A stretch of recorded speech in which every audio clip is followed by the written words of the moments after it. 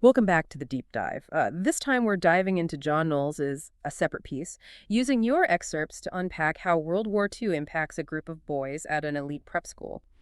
Think winter session at Devon school. Finney, the charismatic athlete, is injured and absent. His best friend Jean is left wrestling with some pretty heavy emotions, and a feeling of guilt just hangs in the air. It's fascinating how the war starts as this distant rumble, almost romanticized. We see it in their apple picking for the war effort, and how initially they're almost giddy about shoveling snow for a troop train. Yeah, it's like they're playing at war, eager for a taste of adventure. But then that troop train leaves, and the mood totally shifts. Exactly. It's like the reality of what they're facing, the sacrifices, the potential loss hits them for the first time. This gradual shift from naive excitement to a sober awareness is how war often impacts societies, wouldn't you say? Absolutely.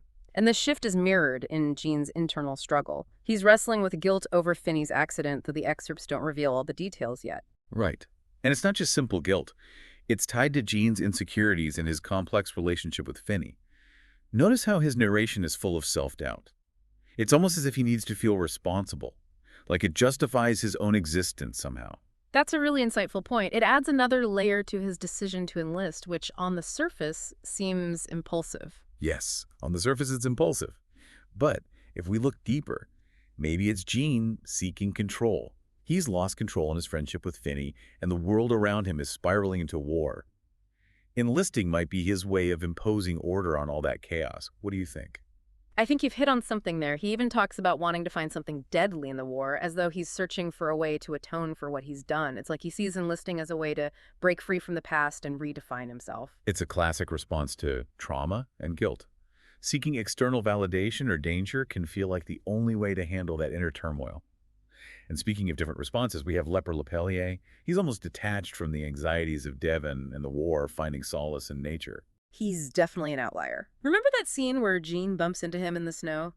Leper is totally engrossed in finding a beaver dam oblivious to everything else. While Gene seeks escape through the structure and danger of the military, Leper finds solace in the unchanging natural world.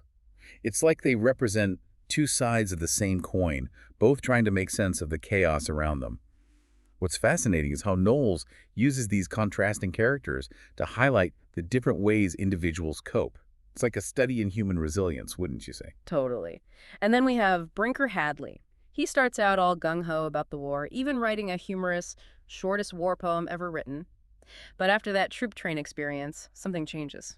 Brinker embodies the disillusionment that hits when idealistic notions of war meet reality. His shift from lightheartedness to a sudden decision to enlist speaks volumes about war's psychological impact. It's like his youthful naivete evaporated on that train platform. It definitely shook him. He becomes frustrated with everyone else's complacency, including Finney's denial of the war, almost like he needs to take action to regain control. His decision feels reckless, fueled by a combination of anger, disillusionment, and a desire to prove himself. And then, boom. Just when things couldn't get more complex, Finney unexpectedly returns to Devon. This changes everything. The dynamics are about to shift dramatically. Finney's return forces Gene to confront his guilt head-on, to redefine their relationship, and to reevaluate his own choices now that enlistment might not be his escape route. It's like Knowles set a powder keg right in the middle of their lives. I can't wait to see what happens next. This is just the beginning of our deep dive, and it's already gotten so intense. We haven't even touched on the symbolic significance of certain events like Finney's fall from the tree.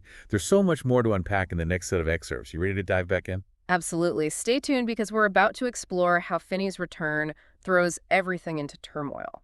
As we dive back into these excerpts, it becomes clear that Finney's return isn't just a reunion, it's a catalyst.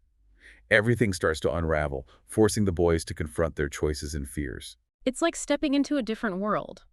Finney's back with his usual energy, seemingly oblivious to the weight Gene's carrying.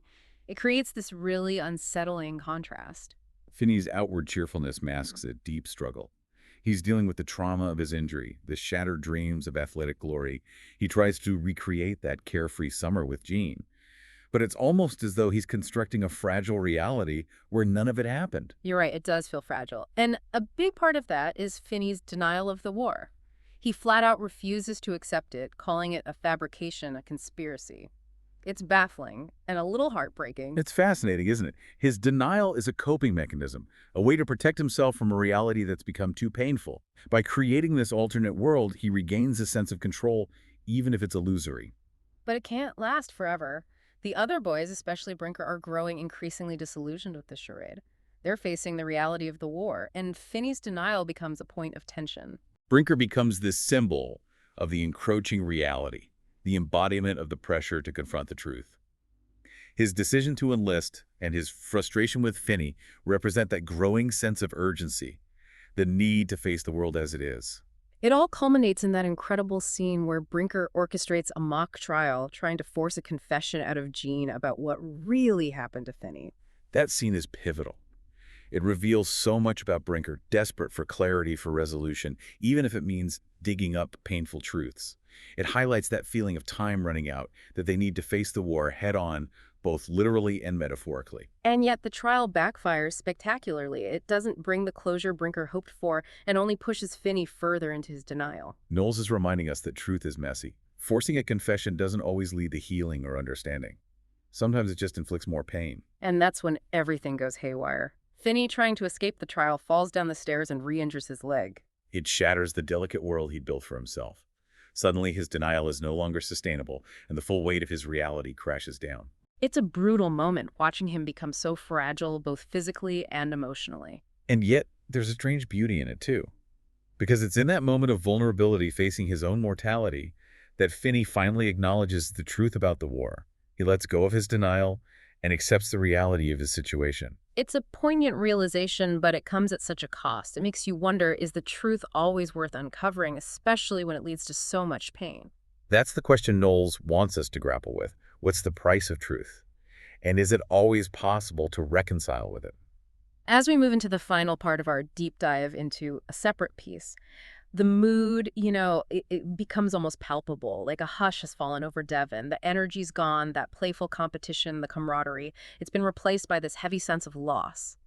It's interesting how, even without describing the physical setting in great detail, Knowles manages to convey that emotional atmosphere so clearly. He's a master of subtle detail. And you're right, the shift is stark. It's like the war, once a distant concept, has finally invaded their sanctuary. They're not playing soldiers anymore, they've seen its impact firsthand, and innocence has been shattered. Finney's death becomes symbolic of that, wouldn't you say? This idea that war can reach into even the most sheltered corners of life and irrevocably change things. Absolutely, it's the loss of innocence, the loss of possibility. And what's striking is Gene's reaction to it. He describes feeling a sense of relief, almost a release from the burden of guilt. That's such a complex emotion to process, especially in the face of such a tragedy. It's almost as if he's been freed from something. It speaks to the profound impact Finney had on him. Their relationship was so intertwined, so full of unspoken tension and guilt. In a way, Finney's death liberates Gene from those shackles. It allows him to finally step out of Finney's shadow and find his own path. That makes sense. It's a bittersweet liberation tinged with sadness, but also the sense of clarity. And it's in that space of reflection that Gene arrives at a pretty profound realization about the nature of war. Tell me more about that. Well, he recognizes that the real enemy isn't some external force, but rather the darkness that exists within each of us, that potential for envy, for betrayal, for self-destruction. That's a powerful insight, and it elevates the novel beyond a simple war story. Knowles is tapping into something universal here. The battles we fight within ourselves are often more dangerous and destructive than any external conflict. And in recognizing that enemy within, Gene finds a glimmer of hope. It's as if he's saying that by confronting our own darkness, we can begin to heal and build a better future. It's a message that resonates so strongly, especially today, in a world still grappling with division and conflict. A separate piece reminds us that true peace starts within each of us. It's about the choices we make, the forgiveness we offer, the compassion we extend to ourselves and others. We've covered a lot of ground in this deep dive, exploring themes of friendship, guilt, betrayal, and ultimately resilience. We've seen how these boys navigate the complexities of their relationships against the backdrop of a world at war. What stands out to you as the most powerful takeaway from these excerpts? For me, it's the exploration of internal conflict. Knowles captures the turmoil of adolescence so brilliantly, showing how those inner battles can be just as devastating as any physical war.